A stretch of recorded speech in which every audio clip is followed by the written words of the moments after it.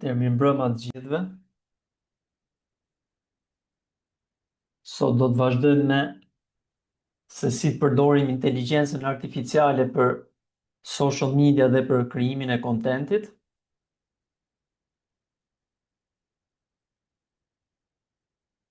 Përpara se të filloj,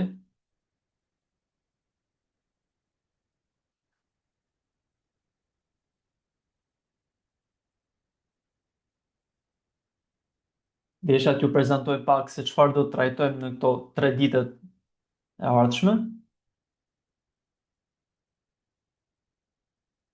Pra, kjo do të jetë struktura e 3 ditëve. Do të trajtojmë pra se si të përdorim inteligjencën artificiale për rrjetet sociale dhe për krijimin e kontentit, sepse ajo është dhe fokusi që unë kam në këtë drejtim. Atëherë do ta ndajmë në 3 ditë, pra e para do të mësojmë bazat se si të përdorim ChatGPT-n, Claude dhe Gemini për pjesën e menaxhimit të rrjeteve sociale dhe për krijimin e kontentit, pra të kuptojmë logjikën pas përdorimit të këtyre platformave, se si mund na ndihmojë për pjesën e social medias dhe për krijimin e kontentit. Do të trajtojmë workflow-n ose procesin se si kalojmë nga ideja fillestare e një postimi ose e një kalendari postimesh e deri tek pjesa se si mund ta integrojmë këtë, pra platformat e inteligjencës artificiale, se si t'i integrojmë bashkë me Canva për dizajnet dhe që të krijojmë një postim sa më profesional. Dhe ditën e tretë do të trajtojmë pjesën se si të krijojmë sisteme të gatshme, pra që na ndihmojnë për krijimin e kontentit për rrjetet tona sociale. Mirë mbrëma. Atëherë pa humbur kohë, desha si fillim t'ju bëj një prezantim vetes. Unë jam Rej Seferi, punoj prej 7 vitesh si menaxher i rrjeteve sociale, social media manager dhe content creator për biznese të ndryshme, kryesisht në Tiranë. Këto 3 ditë, pra, siç thash, do të fokusohemi tek pjesa e se si të përdorim ChatGPT, Claude dhe Gemini për krijimin e kontentit sa më efikas. Pra, ideja është që, okay, shumë prej jush ose disa prej jush mund ta dinë se si funksionojnë pak a shumë këto platforma, por po e marrim sikur jemi fillestar dhe pra të kapim të gjithë nivelet e dijes tek secili person. Pra, për një person që është futur dhe do të bëhet për shembull social media manager ose punon si social media manager ose krijues kontenti, po edhe për personat që nuk janë të kësaj fushë, por duan që të futen te kjo fushë, si mund t'i përdorim këto platforma në benefitin ton, po themi, në mënyrë sa më eficiente, pra. Pra, këto që do të shpjegoj unë, domethënë janë gjëra që edhe veti përdor tek puna ime në përditshmëri, dhe nuk është se po marrin domethënë copy paste dhe po i aplikojmë këtu. Atëherë, si fillim, futemi tek pjesa e se si i përdorim ne tek krijimi i kontentit këto platforma. Pra, shumica e njerëzve kur futen dhe duan të krijojnë postime ose duan që të bëjnë strategji për rrjetet sociale ose për krijimin e kontentit, futen dhe bëjnë një kërkim shumë të thjeshtë, sikur po kërkojnë Google. Bëjnë një pyetje ose bëjnë një kërkesë specifike, por nuk është se mbajnë në mend domethënë logjikën e strategjisë se si do ta ndërtojmë domethënë për këto rrjete sociale që ne po menaxhojmë. Pra, ideja është që neve duhet t'i përdorim këto platforma si aleatët ton, po themi, ose si asistentët ton personal që të na ndihmojnë në krijimin e kontentit. Dhe jo thjesht, okay, futemi më bëj një postim dhe ChatGPT-ja ose Cloud ose Gemini e nxjerr një postim shumë thjesht dhe nuk na jep fare kontekst dhe nuk na jep domethënë ato gjërat specifike që na duhen për biznesin që ne po bëjmë për shembull postime ose po ndërtojmë strategji. Pra, duhet fillojmë t'i mendojmë ndryshe, jo thjesht futemi dhe të bëjmë një kërkesë specifike, por ta mendojmë logjikën nga baza. Pra cilën duhet përdorim neve nga këto platforma për punën tonë. Nëse do t'i mendoni për shembull si tre persona të ndryshëm, do t'ishte për shembull njëri nga këta tjetë që punon shpejt, jep domethënë ide shumë të mira brenda shumë pak, domethënë brenda disa sekondash dhe jep shumë informacione. Personi i dytë do t'ishte një një person që flet domethënë me një ton njerëzor, më origjinal dhe që na jep ato analizat më të mira dhe që bën atë analizën më të mirë të dokumentave ose të Exceleve, të sheets etj etj. Ndërsa personi i tretë do të jetë ai që është si asistenti jon i Google-it. Pra, siç i shpjegova pak a shumë janë këto të tre, pra ChatGPT-ja, Claude dhe Gemini. Pra ChatGPT-ja është ai që është më i shpejti për idetë fillestare, pra kur duam të bëjmë një brainstorm për një strategji të rrjeteve sociale dhe na jep domethënë ide të ndryshme të shpejta. Claude pastaj është ai që bën shkrime më të mira dhe që është më eficient tek kjo pjesë, tek pjesa analizës, tek pjesa e strategjisë dhe i analizon shumë mirë ato dokumentat që janë gjata. Pra nëse neve bëjmë upload dokumenta të ndryshme, qoftë edhe nëse janë PDF apo Word apo të ndryshme, ai na analizon dhe na bën raporte shumë të shpejta dhe të detajuara, që na ndihmojnë pastaj tek puna jonë. Ndërsa pjesa e Gemini pastaj është si ai asistenti brenda në Google që na ndihmon me sheetsat, me Google Docs etj etj. Dhe është ai që jep ato informacionet më të mira tek pjesa e updatimit, domethënë të Google-it, sepse është vetë integruar në Google. Pra, përpara se të fillojmë që të bëjmë strategjinë tonë të rrjeteve sociale, duhet t'i japim atë kontekstin kur bëjmë prompte, domethënë tek secila nga këto platforma. Pra e para është konteksti. Është ajo domethënë ideja fillestare ose baza e informacionit që neve na duhet nga këto inteligjencë artificiale. Pra brenda një bisede, secila nga këto inteligjencë artificiale ka një memorie, po themi, dhe mban mend informacione të caktuara. Por to domethënë ndryshojnë nga njëra tjetra.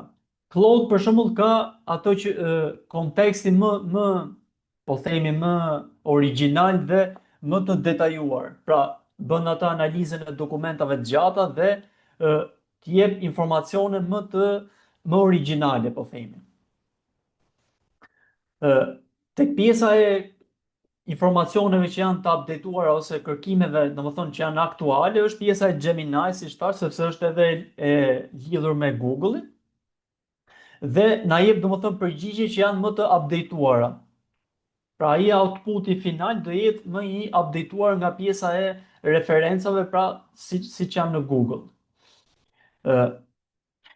Ndërsa ChatGPT-ja pastaj është ai që është më i pasuri tek pjesa e pluginsave ose ka ato shtesa që na ndihmojnë për shembull edhe për krijimin e kontentit, mund të integrojmë Canva që do ta trajtojmë nesër. Pra e përdorim Canva si një shtesë tek ChatGPT-ja për të na ndihmuar me krijimin e postimeve. Pra mund të fillojmë që nga ideja e deri tek pjesa e ideimit të brandit apo të dizajnit që neve pastaj e kalojmë në Canva dhe e bëjmë postimin e editojmë aty.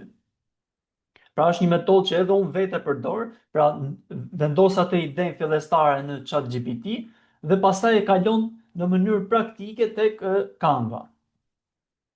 Pra ideja është që përpara se të krijojmë content, ta pyesim veten domethënë se për çfarë duam t'i përdorim këto platforma. Pra ChatGPT-ja gjithashtu për shembull është më e mirë tek pjesa e gjenerimit të imazheve. Pra, kohët e fundit e ka përmirësuar shumë këtë gjë dhe të nxjerr domethënë imazhe shumë reale dhe të ndihmon më shumë tek kjo pjesa. Pastaj nëse duam strategji siç e bëri dhe Iliri për shembull planin e biznesit super të detajuar, Claudi është më i miri tek kjo pjesë. Për shembull, nëse ne jemi një social media manager, do të ishte shumë eficiente nëse përdornim Claudin dhe ChatGPT-n tek pjesa e krijimit të kontentit, sepse na jep skripte të mira, na jep domethënë ad copies, na jep ato tekstet e reklamave apo captions, na jep shumë më të mira në aspektin e originalitetit, pra Claude, ndërsa ChatGPT-ja pasaj është për pjesën e gjenerimit imazheve. Për shembull, unë vetë personalisht përdor ChatGPT gjatë gjithë kohës për pjesën e gjenerimit imazheve, pra bëj idenë, e ndërtoj aty dhe pastaj e kaloj direkt në Canva dhe krijoj postimet. Gjithashtu nëse je për shembull një copywriter ose një person që bën shkrime profesionale, domethënë, do të ishte Claude më i miri te kjo pjesë. Si do të ishte pra neve kur fillojmë futemi tek këto inteligjencë artificiale për të marrë ato informacione dhe për të marrë ato strategji, duhet bëjmë ato promptet sa më të mira. Ka mënyra të ndryshme se si mund t'i marrim promptet ose t'i krijojmë promptet.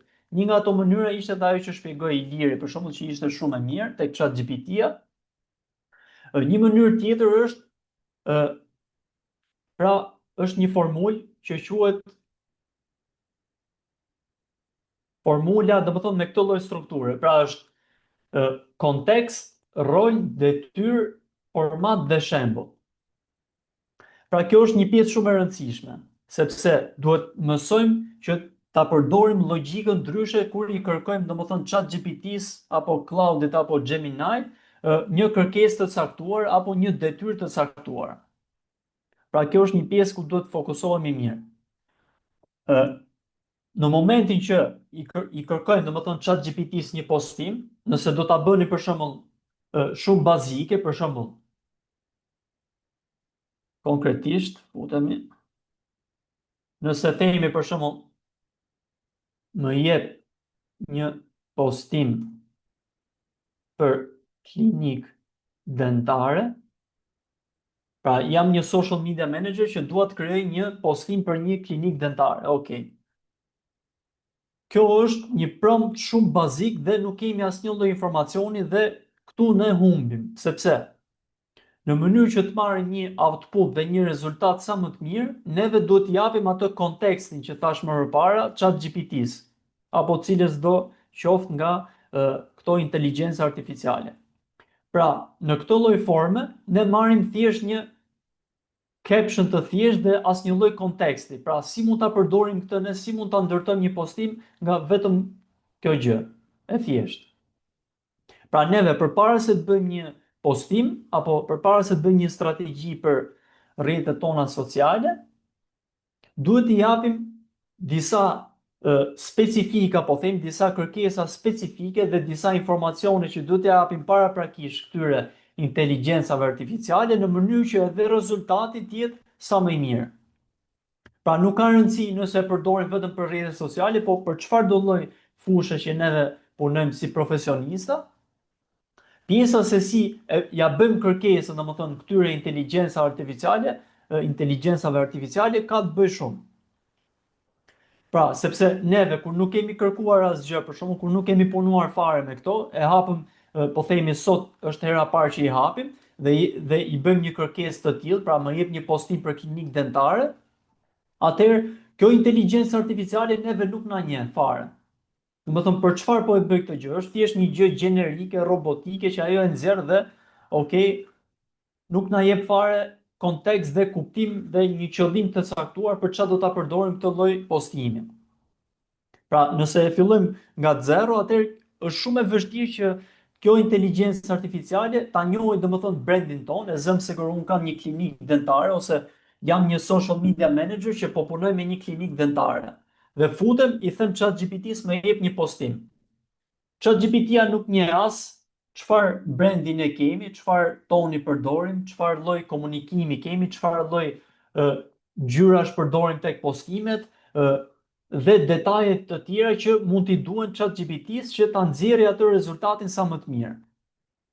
Pra në momentin që neve japim një prompt të shkurtër, atëherë edhe kjo inteligjencë artificiale nuk ka një informacion specifik, pra, dhe nuk na jep një rezultat mirë, do na japi një përgjigje shumë robotike. Nëse përdorim pra këtë lloj formule, pra neve futemi dhe i kërkojmë, domethënë një kërkesë specifike, pra për çfarë biznesi ose situate bëhet fjalë, për çfarë po e krijojmë këtë lloj postimi, çfarë roli do t'i japim inteligjencës artificiale, pra si duhet sillet kjo platformë dhe ky asistent jon personal, pra siç tham e konsiderojmë si një asistent personal. Çfarë detyre saktësisht, pra specifikisht çfarë detyre duhet bëj. Çfarë formati, pra çfarë lloj postimi duam ne që të nxjerrim nga kjo gjë dhe një shembull konkret që neve mund t'ja japim kësaj inteligjencë artificiale me një stil të caktuar ose me një ngjyrë të caktuar, pra ne mund t'i hedhim për shembull fotot, logos ton të ngjyrave që përdorim tek brendi që po bëjmë postimet, të llojeve të shkrimit, domethënë mund t'i bëjmë upload tek ChatGPT-ja ose tek Claude e me radhë dhe domethënë kjo inteligjencë artificiale i merr këto informacione dhe e nxjerr rezultatin në bazë të këtyre informacioneve. Për shembull, nëse themi kontekst, pra çfarë biznesi apo çfarë situate, ne mund të themi për shembull, kam një klinikë dentare në Tiranë, me audiencë, për shembull me këto lloj moshe, këto lloj specifikash, këto lloj preferencash etj etj. Japim një rol, pra mund t'i themi sillu, i themi ChatGPT-s për shembull, sillu si një profesionist i rrjeteve sociale ose sillu si një social media manager. Pra e shikojmë konkretisht. Pra fillojmë një chat të ri dhe themi, pra japim atë kontekstin. Kam një klinik dentare në Tiranë me audiencë, po themi, po e marr si shembull 18 deri në 55 vjeç. Roli, pra çfarë roli do t'i japim ChatGPT-s? Sillu si një social media expert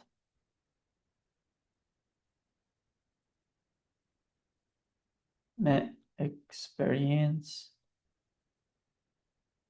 10 vjeçare, po themi.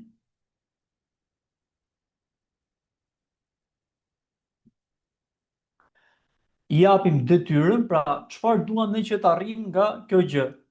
Duam për shembull 10 më jep 10. Për shembull, duam të krijojmë për klientin ton që ka një klinikë dentare, duam të krijojmë 10 reelsa për shembull. 10 ide për Instagram Reels të gatshme.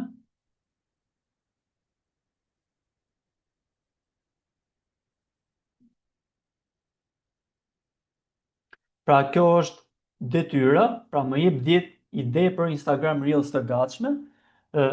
Gjithashtu edhe formati, sepse themi Instagram Reels, duke më dhënë hukun, pra tek videot që neve krijojmë, për shembull, duam specifikisht që ChatGPT-ja të na nxjerrë një huk të mirë, një skript shumë të mirë dhe një caption që ta përdorim tek pjesa e Reelsit. Pra duke më dhënë hukun e fortë, skriptin për secilin dhe nga një caption për t'i postuar direkt në Instagram dhe pastaj mund përmendim edhe informacione të tjera, për shembull, përdor, kjo është ajo që thash tek shembulli, pra i japim stilin që neve kemi ose ato specifikat e biznesit që neve po krijojmë kontentin. Përdor një ton profesional,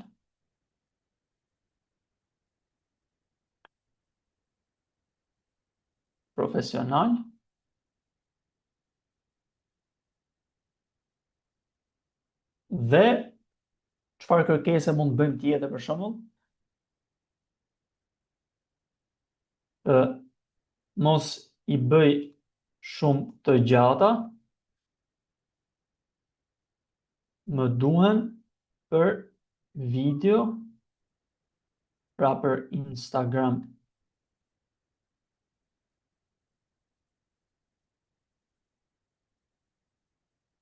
Njëzet deri në 40 sekonda. Pra shikojni se çfarë prompti kemi dhënë nga 0 për një kërkesë specifike që ne kemi si social media managers. Pra ideja është që kjo logjik aplikohet tek çdo lloj biznesi.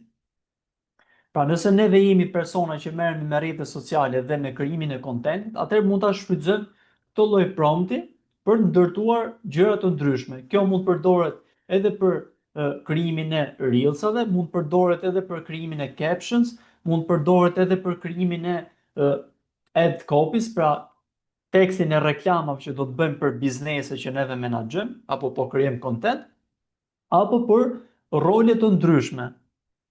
Pra duke bërë këtë lloj formule, atëherë neve japim atë kontekstin dhe japim ato kërkesa specifike ChatGPT-s apo Claude-it apo Gemini që na japin një rezultat sa më të mirë. Pra nëse bëjmë krahasimin e këtij prompti me promptin që ishte në fillim, pra më krijoj një postim për klinikë dentare, atëherë dhe rezultatet do të jenë tmerrsisht ndryshe. Pra kjo do të jetë më profesionale dhe më eficiente në punën tonë. Atëherë bëjmë copy dhe e shikojmë tek të treja platforma se çfarë do të na gjenerojë.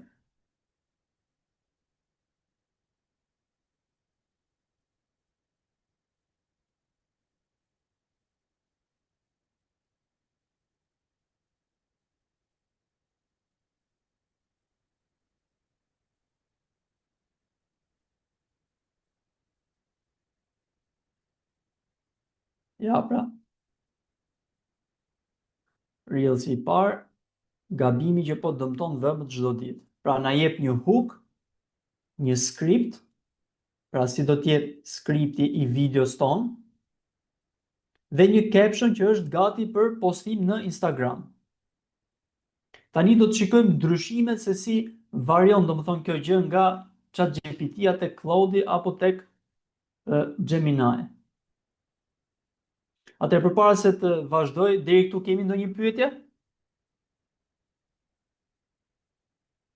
Ose nëse ju i keni përdorur më parë, mund ndani një eksperiencë personale, domethënë si e përdorni në përditshmëri. Nëse i përdorni për pjesën e rrjeteve sociale apo krijimit të kontentit, mund ta ndaj dikush?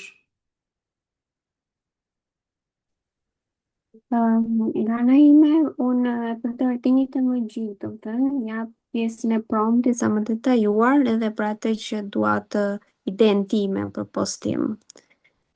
Edhe kjo është të thënë ideja që e përdor zakonisht. Po.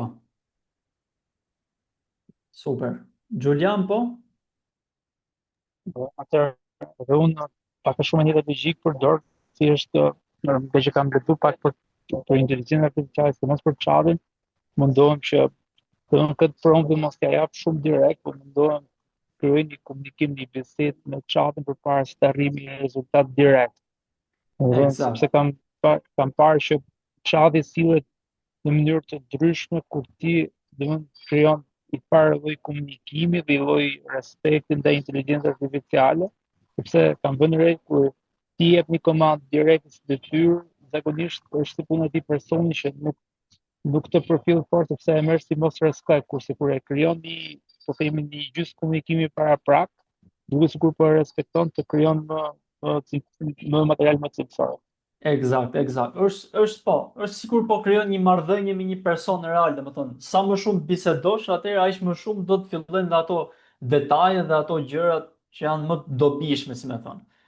Ë Kjo vlen përmendet, domethënë, do ta shikojmë edhe tek dita e tretë se si mund ta bëjmë si një lloj sistemi që, okay, domethënë tek secila nga këto kemi, domethënë, tek ChatGPT-ja për shembull mund të bëjmë projects, edhe tek Claude bëjmë projects që japim ato detajet tona, japim ato informacionet specifike për strategjinë që ne kemi dhe Inteligjenca artificiale, domethënë, i ka paraprakisht këto informacione dhe ne nuk kemi nevojë që fillojmë bëjmë biseda të reja, por futemi direkt tek projekti që kemi ndërtuar, domethënë e kemi krijuar dhe na jep, domethënë, sipas kërkesave që ne ja kemi bërë, na jep të gatshme.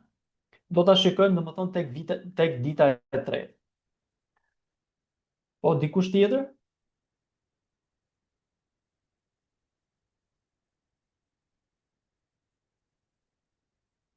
Super, për Baby Shop.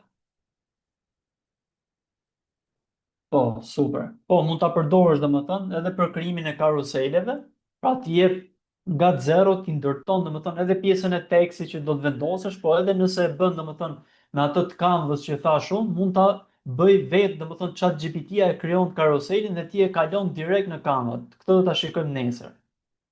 Atëherë, rikthehemi edhe një herë tek pjesa e krahasime, domethënë, po të shikojmë ChatGPT-n, domethënë, okej, na dha ide të veçanta kreative, por domethënë mund të shikojmë ato që tha edhe Giuliani, që ka, domethënë, informacione pak të vakta, të thata dhe nuk është se na jep shumë të detajuara dhe me një strategji të caktuar. Ndërsa Claude, për shembull, na jep me një strukturë pak më ndryshe, na jep si më të qarta, më origjinale, sikur okay, neve i marrim këto dhe fillojmë punojmë direkt, domethënë i kemi të gatshme dhe mund t'i prezantojmë, domethënë, si video. Ja, siç e shikojmë këtu. Pra edhe këto hooks po t'i shikoni, Claude i ka pak më origjinale dhe i ka pak më.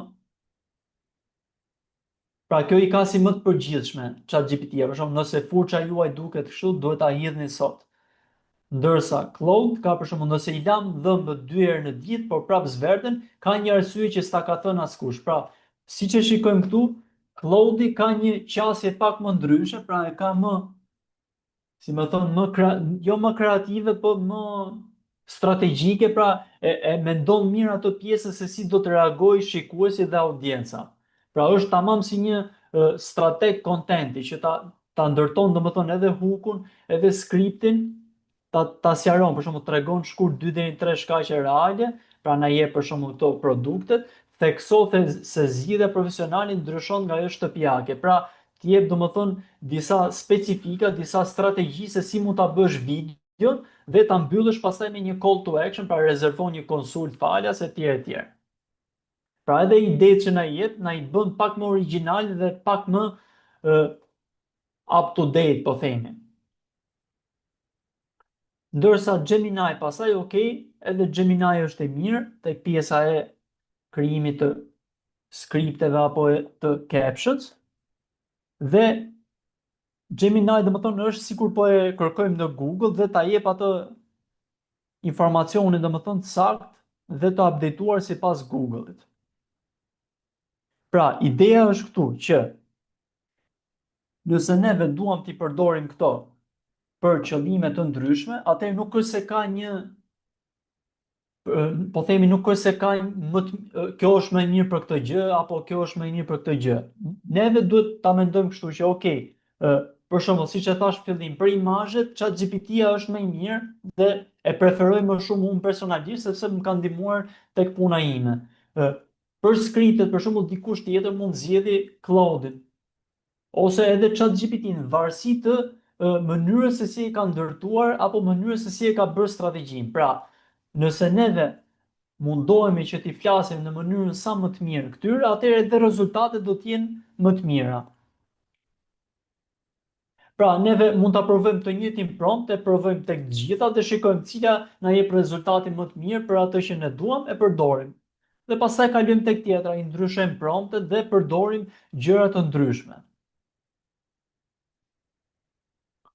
Një mënyrë tjetër se si të gjenerojmë prompte të mira dhe të gatshme është, për shembull, është një metodë që unë e përdor për shembull për krijimin e skripteve të videove, është, për shembull, ja kërkoj ChatGPT-s që të ndërtoj një prompt dhe më pas këtë prompt ta kaloj tek Claudi, sepse ai preferoj unë, do të thonë, unë preferoj që Claudi të mi ndërtoj skriptet e videove që postoj për shembull, sepse e shikoj si më origjinal dhe e shikoj që jep disa gjëra, domethënë më të mira se ChatGPT-ja. Çfarë bëj për shembull? I them ChatGPT-s, më krijo një, për shembull, sjellju si një content strategist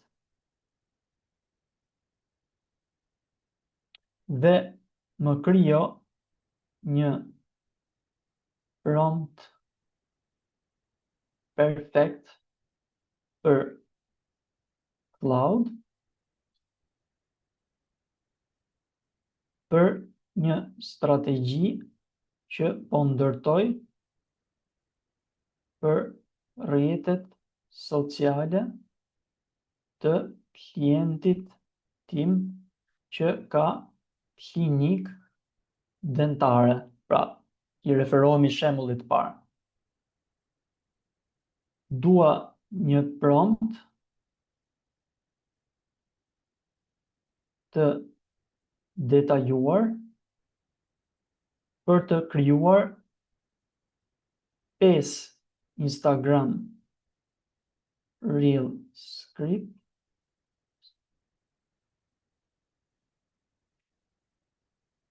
për këtë klinik.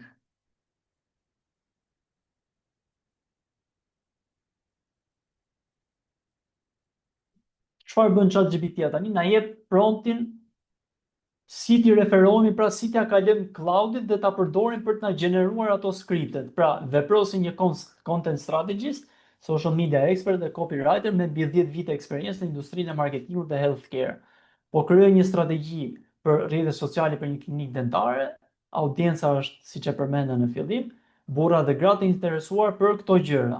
Pra, e shikon se si e ndërton të gjithë promptin dhe më pas neve mund ta kalojmë në cloud. Pra, objektivat do t'jenë rritja e besimit e klinika, pra shiko mund na ndihmojë edhe me pjesën e strategjisë se si ta rrisim brandin e këtij klienti, pra edukimi i audiencës, rritja e angazhimit, gjenerimi i mesazheve dhe rezervimeve, etj. etj. Pra, krijo 5 Instagram Reel scripts që kanë potencial të bëhen virale.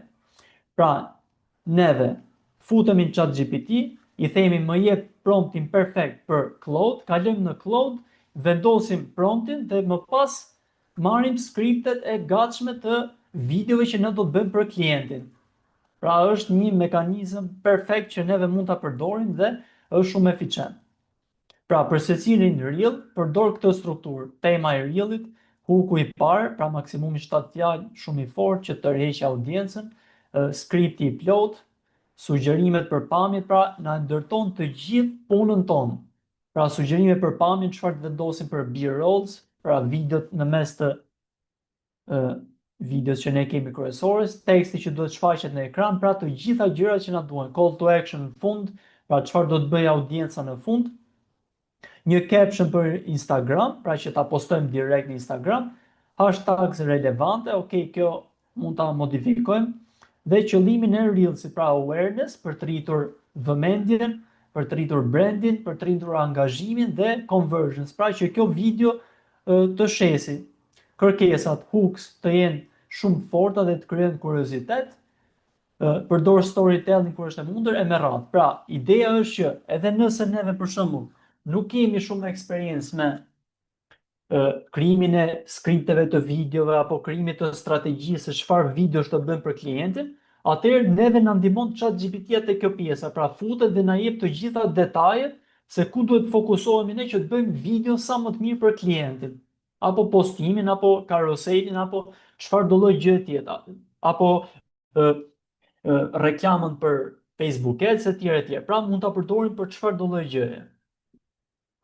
Pra, të gjitha specifikat, për shembull, përdor teknika psikologjike si FOMO, social proof, authority, curiosity gap, mos përdor pretendime të pavërtetuara mjekësore, pra kjo është një pikë shumë e rëndësishme sepse klientit për shembull mund t'i interesojë kjo gjë, sepse nuk do t'jap informacione të gabuara për klientin, sugjeron reelsa që mund të xhirohen lehtësisht brenda klinikës, pra kjo na ndihmon tek puna jon, sepse na jep ato udhëzimet se si t'i bëjmë domethënë video sa më profesionale, pra që të xhirohen brenda klinikës, dhe me radhë, pra vazhdojmë, dua që 5 reelsat të jenë të ndryshme nga njëra tjetra dhe të mbulojnë këto kategori. Pra nëse neve për shembull duam që të bëjmë një strategji të mirë për klientin, atëherë kjo na jep domethënë skriptet e gatshme dhe ne nuk kemi nevojë që të mendojmë për ide të ndryshme nga zero që t'i krijojmë ne, por kjo na e ka dhënë të gjitha atë strategjinë pra që do të përdorim. Pra një reel edukativ, pra llojet e ndryshme të kontentit, pra një reel edukativ, një mit versus fact, transformim pacienti, pra këto janë ato postime që tërheqin më shumë te klinika dentare, një reel me dentistin që flet para kamerës, kjo do të jetë ajo që do të rrisi besimin, pra një reel me trend ose humor të lehtë, pra lloje të ndryshme kontenti që neve vetë për shembull mund mos i kishim menduar kurrë, por kjo na jep domethënë.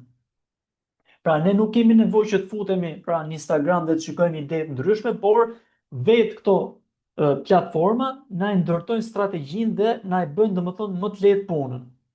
Formati i përgjigjes do të jetë Reels 1, pra e jep strukturën se si do ta japi përgjigjen përfundimtare, pra Reels i parë, tema, hooku, skripti e me radhë.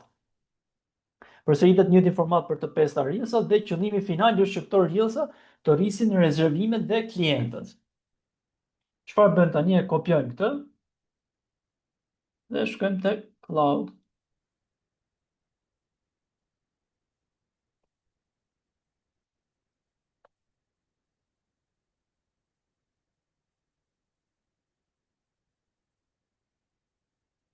Ja pra, sa i shpejt është cloud. Fillon direkt na i ndërton 5 skripte për Instagram Reels për klinikë dentare në Tiranë. Sipas informacioneve që neve ja kemi dhënë ChatGPT-s dhe na ka gjeneruar promptin pra. Ja, e kemi të gatshme, tema, pse dhimbja e dhëmbit nuk zhduket vetë. Pra është një reels edukativ për klientin. Hooku, dhimbja e dhëmbit nuk zhduket kurrë vetë. Pra kjo është ajo që do të tërheqë audiencën e me radhë. Pra të gjitha reelsat marrin këtë lloj forme. Skripti na jep gjithë, shumë njerëz mendojnë nëse dhimbja vazhdojmë, kjo është ajo që do të flasim tek video, domethënë B-rolli. B-rolli domethënë janë ato pamjet që futen mes videos që ta bëjnë më interaktive dhe më të rrejse videon. Pra dentisti duke shpjeguar te karrigja, pamje të ndryshme, pra close-ups të radiografisë dentare, pra na jep domethënë dhe strategjinë se si të kapim pjesën e videove tek klienti. Pra është shumë e mirë. Kjo do të jetë ajo domethënë që të na diferencojë dhe të na bëjë profesional tek fusha jonë. Teksti në ekran pra na sugjeron se çfarë të vendosim në ekran, teksti tek video. Call to action fund, pra rezervo kontrollin faljes të javë, linku në bio, etj. Pra dhe caption i gatshëm që e marrim e postojmë direkt në Instagram, e me radhë hashtags, ok, në Instagram mund të përdorim deri në 5,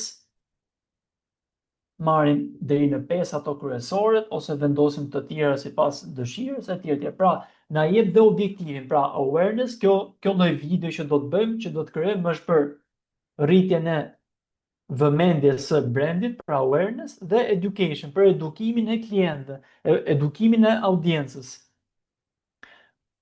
Vazhdojmë në të njëjtën logjik, domethënë, kemi të gatshme 5 reelsa që neve i marrim, i kemi të gjitha, neve thjesht kapim kamerën apo telefonin apo si e xhirojmë kontentin, shkojmë te klienti, i kemi të gjitha gati, i filmojmë dhe pastaj futemi tek pjesa e editimet me radhë, pastaj që është tek krijimi i kontentit. Pra kjo është ajo logjika se si ju mund ta përdorni në të gjitha fushat, sidomos tek rrjetet sociale, domethënë te krijimi i kontentit, mund ta përdorni këtë lloj metode dhe e keni shumë efikase dhe është një metodë që edhe unë vetë e përdor domethënë në këtë lloj strukture, pra hooku, skripti, domethënë ide, domethënë çfarë të vendosim mes videos, B-rollsa, tekstin në ekran, pra na jep të gjithë strategjinë. Deri këtu kemi ndonjë pyetje?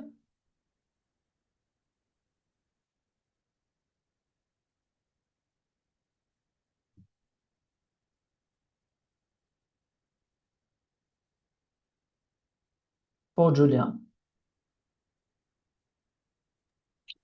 Ajo që unë doja të thoja është që shumë okay deri tash, po vetëm ideja është, ose të paktën ajo që unë e kam përdorur është që përgjithsisht kur kam dashur të krijoj diçka, si në këtë rast, po themi këtë pjesën e reelsave që po kërkojmë të na krijoj inteligjencë artificiale. Unë për shembull zakonisht i kam çullë linkun e profilit Instagramit të faqes që duhet të krijoj content. Edhe përveç që i kam kërku, po themi një analizim para prak, i kam treguar dhe fazën ku ndodhem, domethënë themi para strategjisë i kam thënë që ok, duhet të krijoj po themi material scripting për 5 reels, por paraprakisht jam në fazën e ndërtimit po themi të imazhit të kësaj profili, apo jam në fazën e konsoliduar të kësaj gjëje, që ai pastaj të të definoj më mirë krijimin e materialit.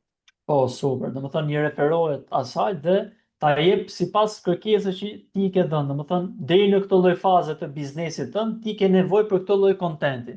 Pra edhe nëse ja shton këtë gjë është akoma më mirë sepse ta jep në këtë kontekst. Kjo është ideja. Shumë, shumë gjë e mirë kjo që the.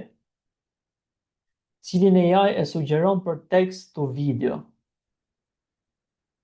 Unë nuk para i kam përdorë këto sepse unë i xhiroj vetë, domethënë videot i marr ose marr klipe për shembull në Canva ose në platforma të tjera, nuk para i kam përdorur këto për krijimin e videove, unë më shumë e përdor tek pjesa e strategjisë dhe tek pjesa e teksteve apo skripteve apo captions apo për tekstet e reklamave, domethënë kjo është ajo që unë më shumë jam i specializuar tek krijimi i kontentit, ndërsa tek pjesa e këtyre, domethënë pjesës se si mund të krijojmë video apo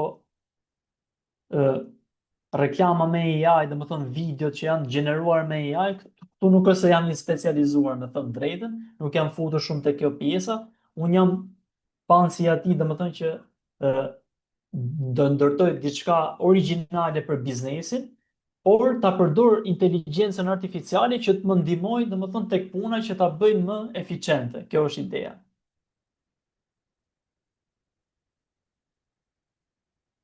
Pyetje tjetër?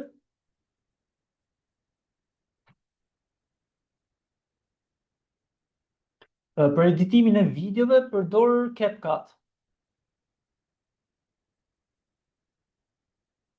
CapCut është ai, domethënë që e trajtojmë edhe tek kursi i social medias dhe sales me Ilirin. Tek moduli që un kam për social media, domethënë është CapCut që e shpjegoj nga zero dhe deri në niveli se si të bëjmë, domethënë video profesionale që unë i përdor për klientët apo për veten e me radhë.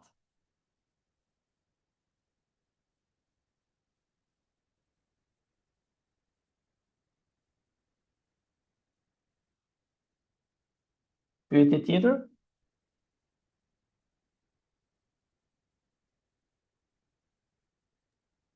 Rej, një pyetje e bërë dikush prej kolegëve aty, po thash ta përsëris. Po. Këtë mundoj me gjuaj dikun tjetër të një AI që ta jep mundësinë prej kësaj prompti me kthy në video. Nuk do me thonë me qenë shumë reale, po me qenë diçka e levitshme. Edhe çka përdor ti, për shembull nëse ish ardhë nevoja për me bë një video të tillë. Po, është pra edhe CapCut, domethënë që unë përdor, e ka këtë lloj opsioni që ja jep promptin dhe t'jep domethënë një video ta përshtat sipas promptit. Është dhe Higgsfield pasaj, unë nuk është se e kam përdorur shumë, por që Higgsfield domethënë është për krijimin e videove. Për CapCut kam dëgju, nuk Po, është e përdor, për këtë tjetrën jo.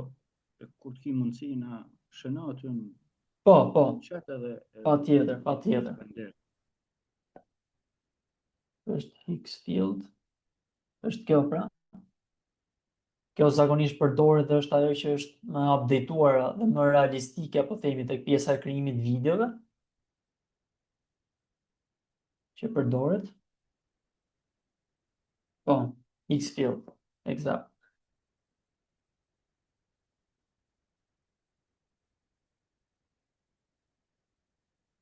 Pyetje tjetër?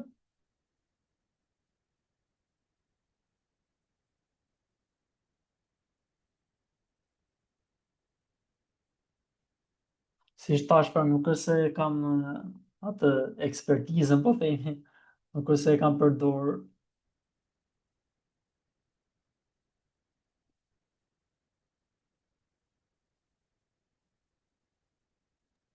Okej, veç ta kemi si orientim, pastaj mos na mundem me zgjeru orientim.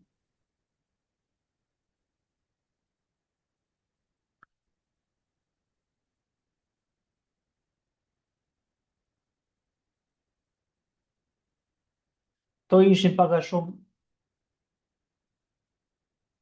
po. Ajo që desha të trajtoja sot, si ditë parë, vazhdojmë nesër me pjesën e krijimit të strategjisë postimeve, domethënë si t'i kalojmë nga inteligjenca artificiale direkt në Canva dhe t'i editojmë atje. Pra që nga video, krijimi i kalendarit postimeve, idetë e postimeve të ndryshme dhe se si t'i kalojmë t'i integrojmë nëpërmjet ChatGPT-s dhe Claude-it tek Canva.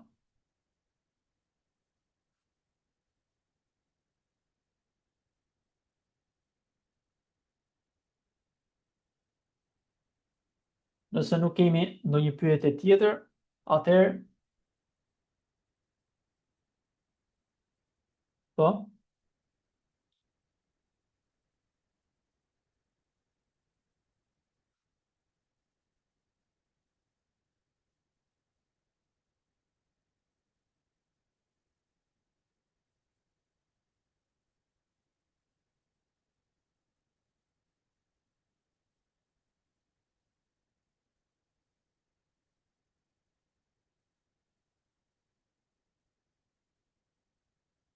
Click scope. Po, Julian? Ajo që duhet thoya është nëse ne kemi mundësi gjatë këtyre 2 ditëve në vijim të bëjmë diçka për pjesën e sponsorizimit, të editimit edhe nëpërmjet AI, që mund të ishte edhe më interesante në pas. Po, mund ta shikojmë.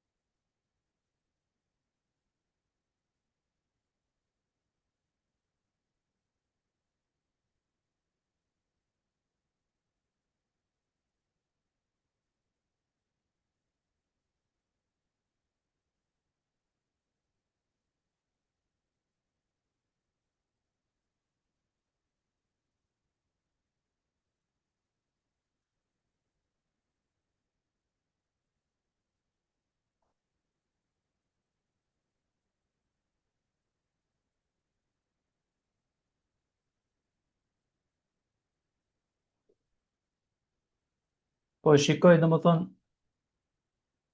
sepse mundohemi të ndjekim të pjesën e trajnimit, po do ta kem parasysh këtë që ta shikoj dhe të jap një feedback pastaj, pa problem.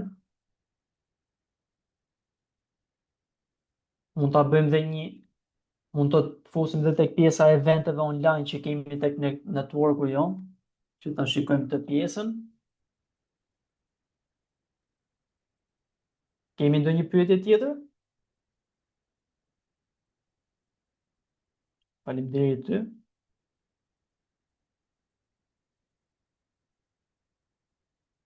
A kemi ndonjë nga ju që punon si social media manager apo në krijimin e contentit? Unë merrem dhe punoj për këtë pjesë, Po, edhe do më bë shumë vite, por më shumë jam fokusu ke këto profilet zyrtare, më thënë drejtën, jo ke bizneset, edhe më shumë ke këto eventet, do më shumë ke realizimi i eventeve. Por edhe ke pjesa e online-it, por më shumë kam qenë ke pjesa e komunikimit publik. Po, dhe cilën përdor më shumë nga këto? Të drejtën të treja i përdor, më shumë kam qenë kur du thjesht si të them, i frymëzim para prak përdor chatën, kurse ke Cloudi jam më shumë i kënaq se është më analitik edhe ka dhe sensin human më të mirë, sepse chati gjithmonë është më superlativ në tekst, dhe më krijon më shumë, si themi, më shumë ndjesi që nuk duket shumë prejke njerëzore, kurse kjo Eksakt. Cloudi duket më i shëndrueshëm, më i pranueshëm në një lexim, sepse duhet t'ia përshtasim pak edhe domethënë një person kur e lexon një tekst duke qenë se tashmë po themi inteligjencë artificiale është bë virale, do të mos ta kuptoj po themi, ta ketë atë prekje njerëzore. Eksakt. Se mund ta shikojmë domethënë edhe tek videot që janë Instagram e kështu janë pothuajse të njëjta, edhe tek bizneset domethënë që krijojnë reklama apo krijojnë dhe ads-a, duket sikur të gjithë kanë të njëjtin skript. Kjo ndodh sepse është ajo që bëjnë atë promptin fillestar thjesht domethënë dhe nuk i japim atë kontekstin dhe ato gjërat që i trajtuam sot domethënë. Ja, e kanë gjithë të njëjtin tekst. Po ti shikosh. Më falë që po ndërrej, unë më shumë shoh edhe problem jo vetëm teksti, se teksti po kuptohet që është e njëjta dorë, por po shoh tashmë sidomos ke këto posteret lajmërues për evente të ndryshme, po të shikosh domethënë duket shjeto që janë vetëm inteligjencë artificiale dhe shumë kështu, domethënë i pa ndërhyr, domethënë i kanë dhënë siç bërë atë fjalinë e parë ke klinikët dentare, thjesht kam një event përqëror kaq, po. Shablon edhe nuk është se ngjan, po ose nuk bën dot diferencë. Po. Edhe tek pjesa e hooks, domethënë edhe tek pjesa e skripteve, po ti shikosh janë të gjitha përdorin njëjtat fjalë, pa komplikime, pa kështu. Është e njëjta strukturë domethënë që e ka dhënë ChatGPT-ja dhe e përdorin. Edhe tek pjesa e postimeve shoh domethënë shumë brende dhe shumë biznese që kanë ato postimet e gatshme siç e jep ChatGPT-ja, nuk ndërhyn fare domethënë dhe i postojnë direkt ashtu. Por që edhe i gjë që unë kam përdor, për shembull, në rast po themi kur kam kërku po themi postim për Instagram, të njëjtin postim që kam marrë për Instagramin, ja kam kërku për Facebook, po thjesht për që maj vjen logjike Claudia apo Chadi, ka vënë referu kësaj, po përshtatet për platformat Facebook këtë rast. Eksakt. Se kur ja kërkon vetë pastaj edhe i person që mund të klikoj të dyja profile del që nuk kurse ka një vjueshmëri. Fix.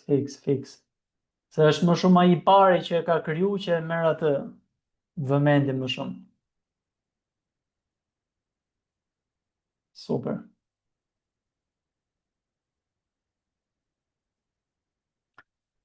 Okej, atëre e mbyllim dhe ditën e parë. Ju falenderoj për angazhimin, për vëmendjen edhe për aktivizimin tek pjesa e social medias. Shihemi nesër dhe ju uroj një mbrëmje të këndshme. Faleminderit, natën e mirë. Faleminderit. Faleminderit, natën e mirë. Natën e mirë.